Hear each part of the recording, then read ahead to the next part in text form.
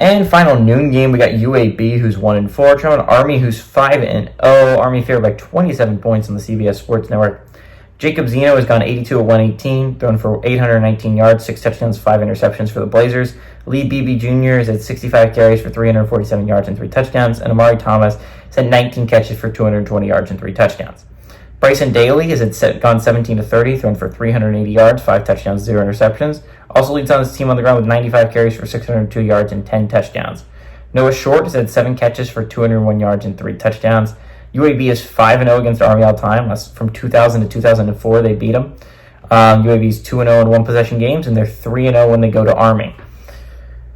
That's going to change here today.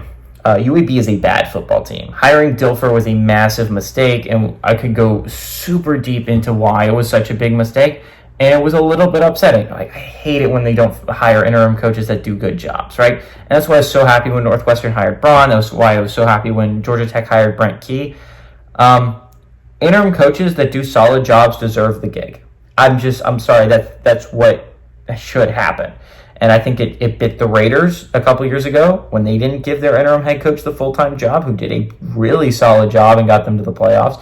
I think it bit the Panthers in the butt when they didn't give Steve Wilkes the job after he almost led the Panthers to a surprise playoff run. Like, you should hire an interim coach if they do a good job. UAB didn't do that. Instead, that head coach ended up getting the UL Monroe job, who is now 4-1, I'd like to point out. And combine that with UAB, who's 1-4. And by the way, UL Monroe kicked UAB's ass a couple weeks ago. UAB is a really bad football team. Dilfer should be gone by the end of this year.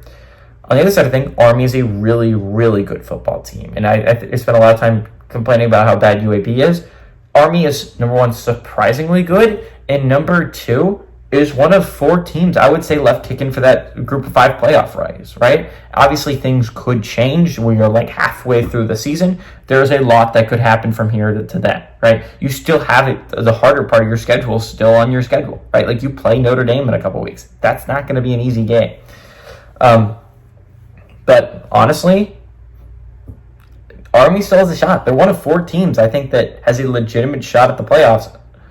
They've been playing really good football. Army's a good football team. I'm going to be really interested. It's a fun race. I think the group of 5 and the Big 12 are the races I'm so interested in. I think we can all admit probably SEC or the Big 10 is probably the best conference, but it's the least interesting conference, if that makes sense. I love the Big 12 because I legitimately don't know who's going to win week out. There's a lot of parity in that league. Same with the group of 5. I think it's a fun race to watch who's going to end up getting that playoff spot. Right now, Boise State's got to be the favorite, but you still have 3 undefeated group of 5 teams still kicking. Army's playing some really good football. They got a big game in a couple weeks, but I like Army here. I like Army to win. And honestly, 27 points is a lot of points. I do like them to cover, though. UAB has been really, really bad. I like Army to win and cover here.